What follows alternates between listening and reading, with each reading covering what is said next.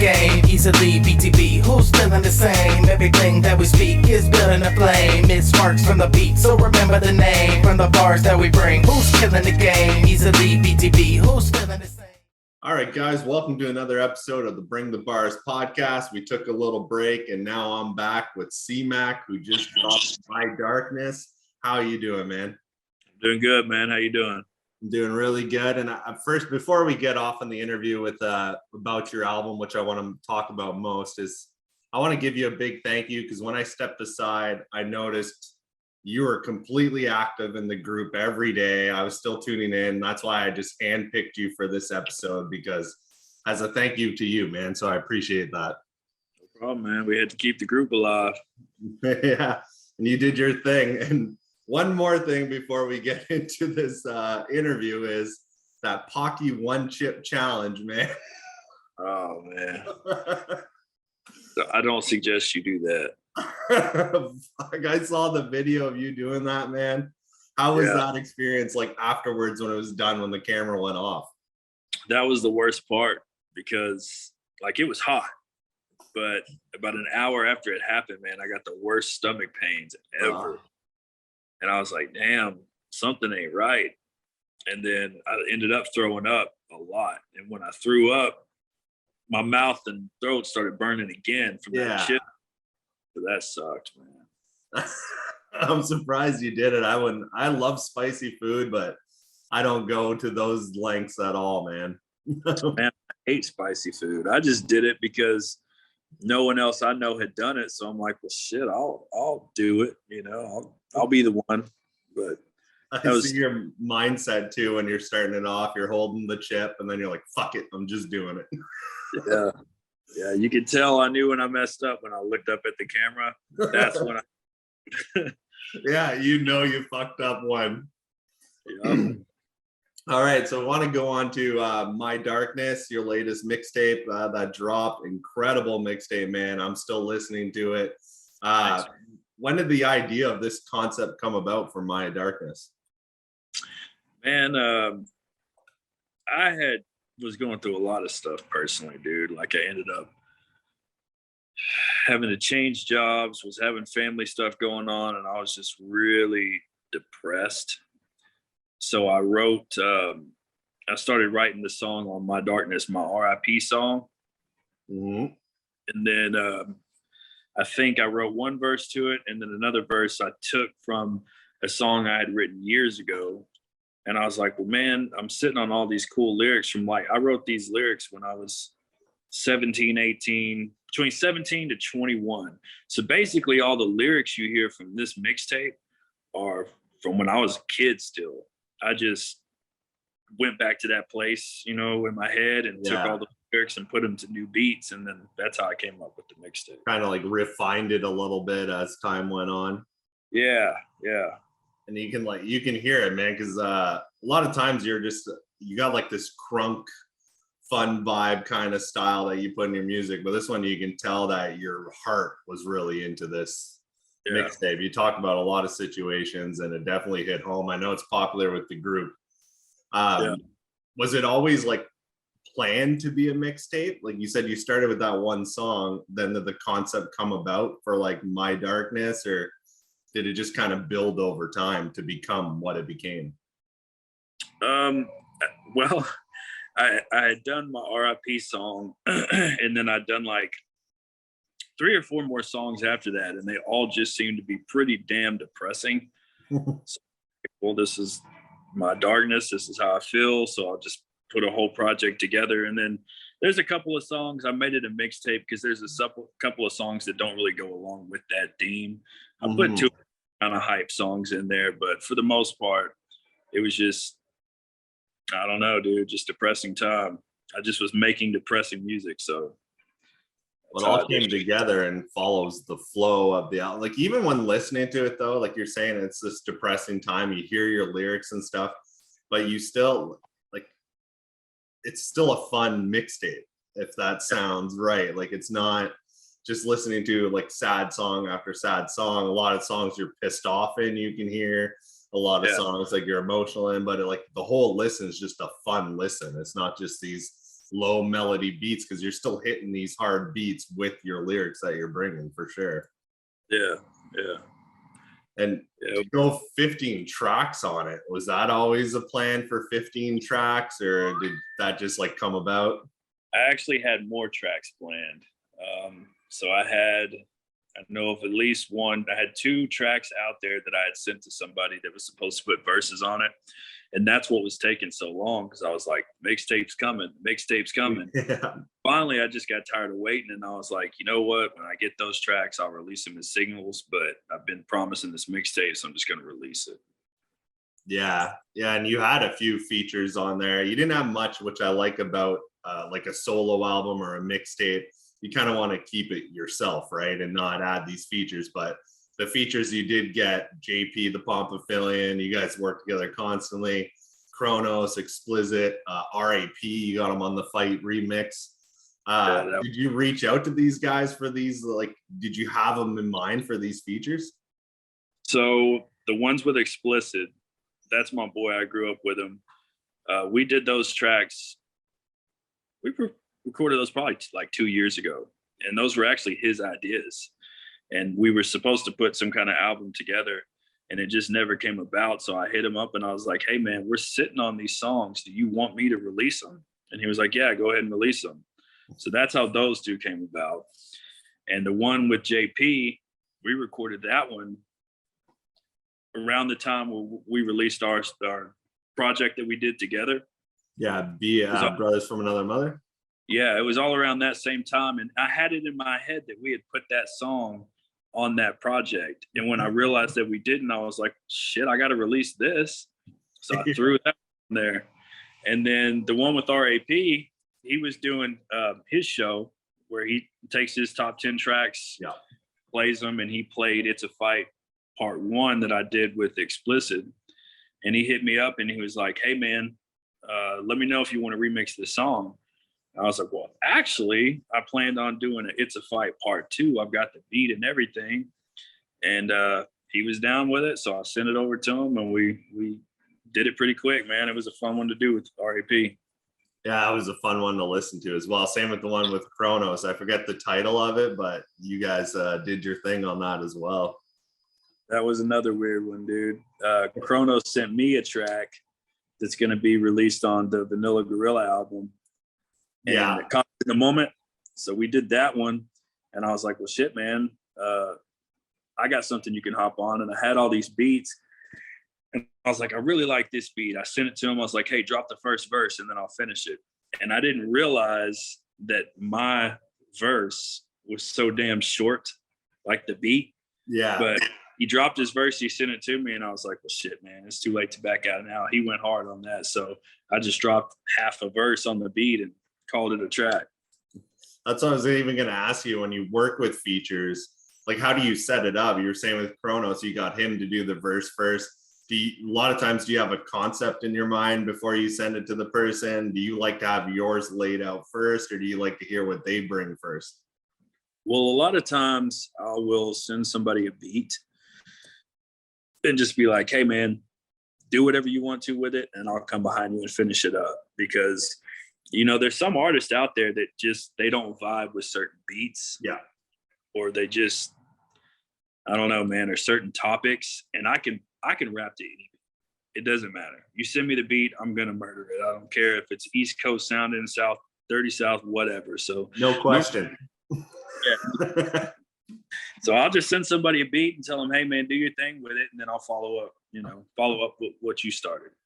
So yeah, you have to make sure they feel the beat first. Cause I can be like that sometimes as well, especially with like more trap like beats and stuff I get caught up in. But a lot of times it's like, even if I send a feature to somebody, it's not even the fact that they don't want to be on or something. It's just, they're not feeling the beat. Yeah. And then you try to find something else to fit them, but for sure. And the whole way this like track list is laid out, I don't know if this was intentional, but I liked how you kicked it off with Backstabbers and then it ends with Snitches. It kind of like comes this full circle in the album. Was this all like planned in a specific way, the way you laid out your track list? No, it wasn't, man. It wasn't. I kind of randomly picked them, but I tried to pick them to where it wasn't like, all the depressing songs and then all the crunk songs. I tried to fit a hype song in between throughout the. Yeah, keep this like roller coaster kind of going. I noticed with it, but I did, like you said, it wasn't planned, but how the first song and the last song, they kind of like tie together a little bit. And I thought that was a cool little touch on it. Yeah, shit, I didn't even realize that. Backstabbers, and then right at the end, snitches. Yeah. And the cover art, man, that's incredible cover art. How did you reach out to somebody for that cover art? Yeah, I did, man. So I took the picture of myself and then sent it to a buddy and was like, it's kind of just, I don't remember what I told him to do, man. I just gave him the album name and told him, you know, just make it like a dark type theme. And he did what he did with it, man. So it was all probably really. It looked nice like that. It's just a clean cover. I thought that, who was the guy who did it? If you want to shout him out, if anybody wants to hit him up for covers. Yeah, it was a buddy named, he's back in Arkansas. His name is Mike. I can't think of his last name, but when I know, I'll throw it on the page in case anybody wants to use them. Yeah, because I really like that cover for sure.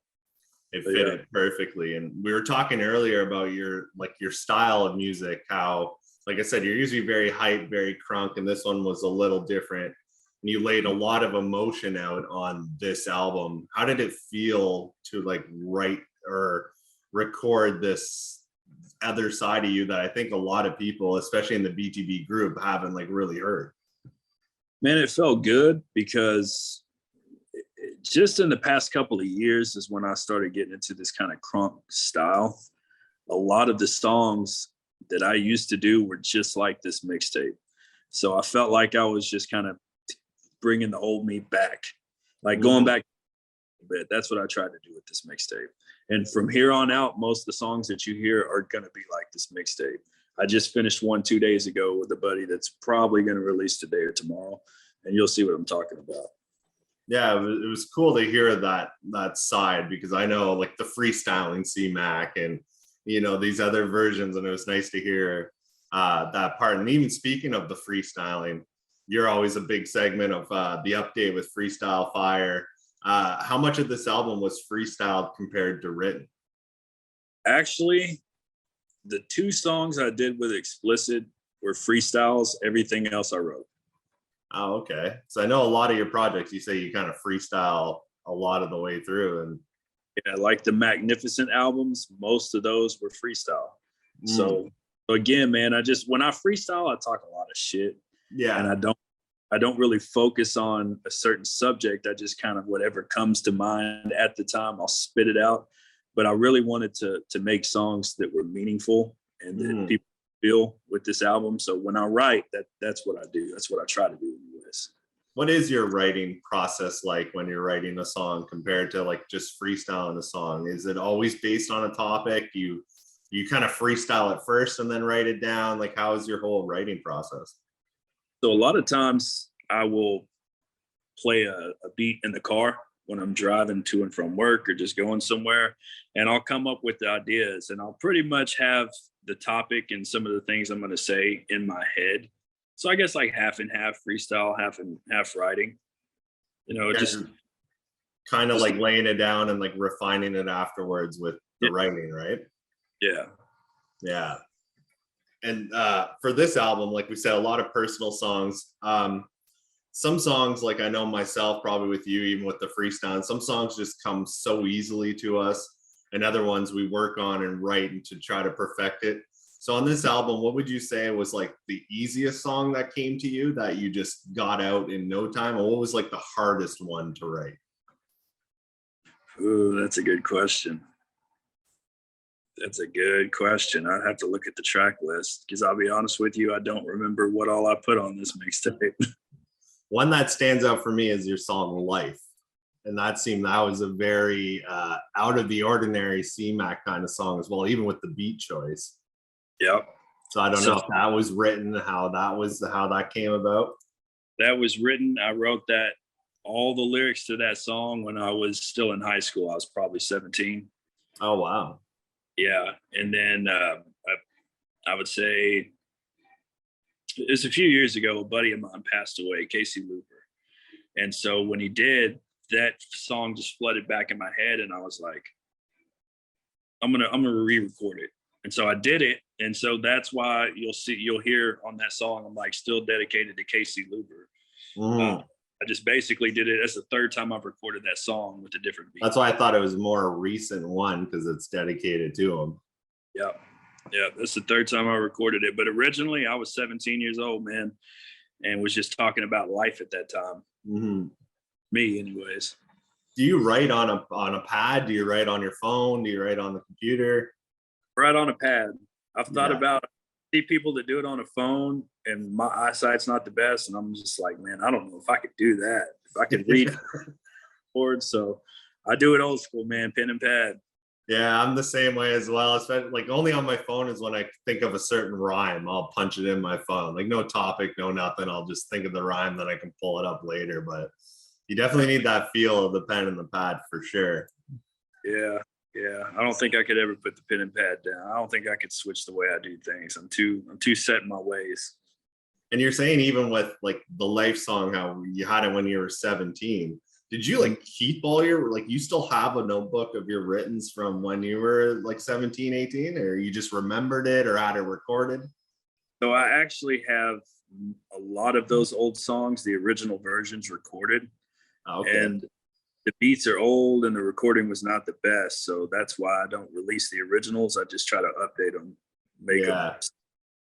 I wish I still had some of my high school notepads. Yeah. Just even looking back, I bet sometimes I look and be like, this was shit, but just to have them. I honestly feel like I was better when I was younger. Like when I was 17, 18, early 20s, like I felt like that was my prime for music. I just feel like I'm not as good as I used to be, but it's probably because I put it down for so long. I wouldn't say you're not as good, but also your mindset probably back then was way more focused on music. It was, yeah. Compared to like life now, you got kids, you got a whole life, we got jobs, so it kind of gets tough to have that full on passion that we used to have 17, 18 years old. Yeah, dude, I was real passionate back then, and I wrote a lot of the stuff you hear like on the My Darkness album. It was about real shit. It's the only way I can describe it. My style totally changed. Like when I got out of the military, that's when my voice, I feel like it became more aggressive and I made more aggressive music. But I don't know, my style changed somewhere around that time. How was when you served in the military? Like props to you for your service. That's awesome. How was like a hip hop scene in like within your group, within your core? Was there actually like a big hip hop scene? Did you guys freestyle? Did you guys write music? There were some people that freestyled. So I don't know if I ever sent you, I'm sure that I posted it, me doing a freestyle when I was in the Army. I've got the shaved head. You see I think I've seen it posted. Yeah. Like a year ago or something like that. Like you posted it. So that was me freestyling. But what was cool about it is I would meet people from like other different states, different cities, different countries.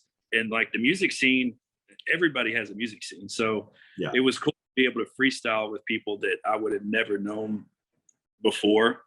And I never lost a freestyle battle. So I got the big head and I was like, if you guys from New Jersey can't beat me and you guys from freaking wherever you're from can't beat me, I must be pretty damn good at this. You are, man. I gotta give you props on that. I've witnessed a lot of your freestyles, especially with the update and just what you do in general. And it's funny how you said that, like when you get all these people across, like every state has like a different style. Like it's so many subgenres of hip hop. It's unbelievable. Yeah, it's cool, man. And then you get debating on who's the better rapper, and then they'll tell you rappers are like, shit, I've never heard of them. Let me check them out. Yeah, everybody's got a different top 10. Yep, for sure. And for the My Darkest mixtape, one thing I haven't seen from you, and I would love to, and I know it's hard to do, I haven't done it myself, but is a music video. I think that would be pretty cool. Would there be a song off this mixtape that you would consider doing a music video with? If I was to do one, it would probably be one of the hyper songs, maybe one of the ones that, you know what, I would like to do. It's a Fight music video. I was thinking that as well. Yeah, that would be cool. If somehow RAP and me could get together to do a video for that, I'd be down for it. Yeah, that'd be a lot of fun. Have you ever done a music video before? I've done one, and if I find it, I'll post it on the page so people can see it. I did it a few years ago. It's not the best quality. That's why I don't keep posting it, but yeah. I've done it. Yeah, see, I haven't done one myself. That's my next step as well, as I got a few lined up that I want to do videos for. And you should. I think that's how a lot of these people who aren't that too good at music, but kind of good, are actually getting a lot of followers, because, man, they got some really good looking music videos.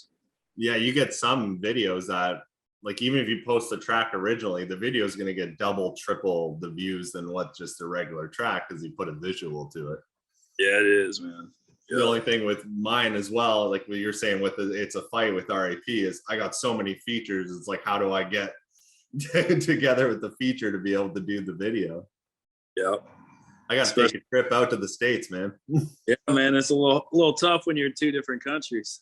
Yeah, not too far away, especially from like Detroit area and stuff, but oh, that's true. Far enough from like Arkansas and Kronos and New Mexico, and like, holy shit.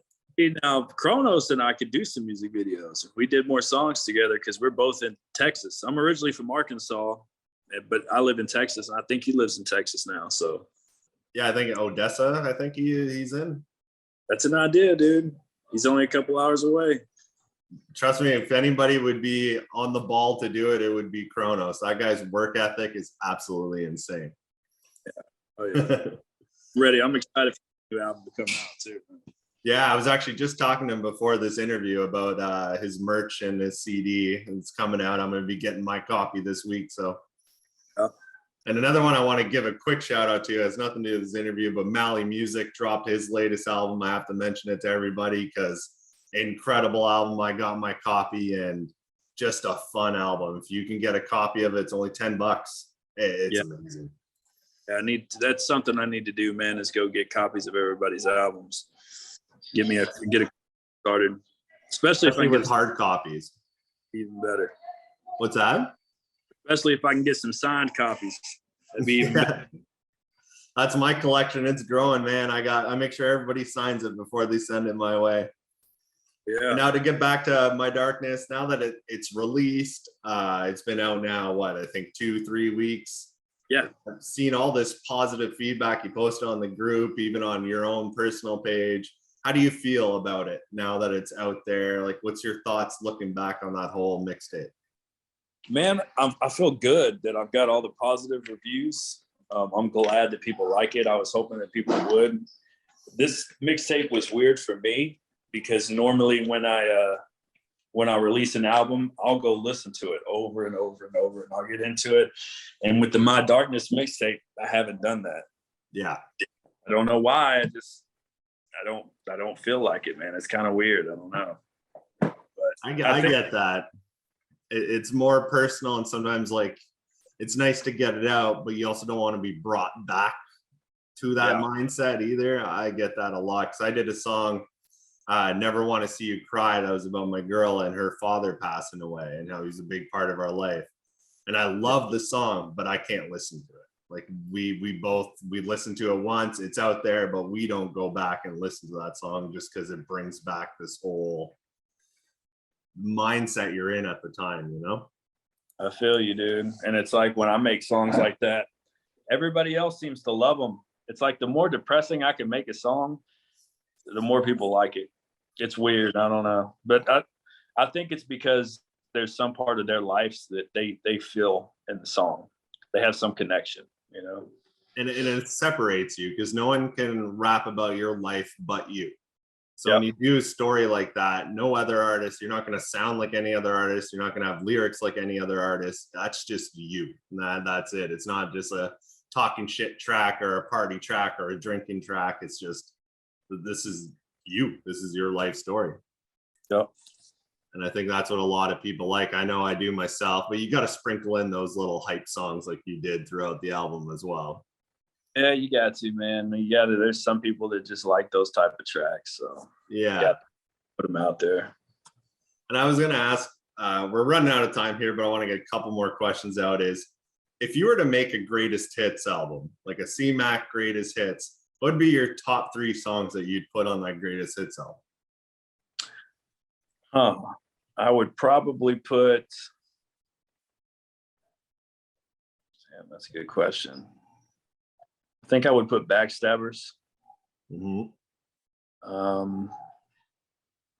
I would have to do Brothers from Another Mother, the song that I did with JP, because I just You guys got 2 parts, right? There's Brothers from Another Mother 2, right? Yeah, I don't think JP likes that one. I like the original better myself, so I agree with him on that. So yeah, I would do Backstabbers, B-Fam, and shit, man, I don't know. That's a tough one. I don't know about the third one. I'd have to pick. You have to go back to the catalog on that one. Yeah. See what they like. Yeah. And before I let you go, what's coming next? What can we expect for the rest of the year from C-Mack? Any EPs, albums, singles? Let everybody know what's coming. So I just released a single called Never Knew with a beat maker, Polly Bangs, who, man, that dude is vicious with beats. went to school with this guy, known him for a long time, and we just recorded another song called I Represent It. And so that's the one that's going to be released maybe today or tomorrow. So cool. That song I Represent It's going to be the first song of a new album. So it's going to be all me on the lyrics, maybe have a feature or 2, but all the beats are coming from him. Perfect. When you drop that song, tag me in it, message me, and I'll put the link in this description because this will be out Wednesday, so the song should be out by then. Okay, sweet. Yeah, I just want to thank you again, man, for holding the group up when I was gone.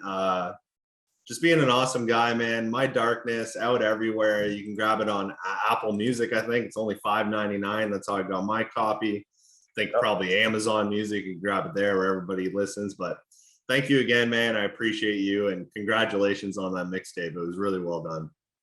All right, thanks, brother. Thanks for having me. Have a good one, man. All right, man. You too.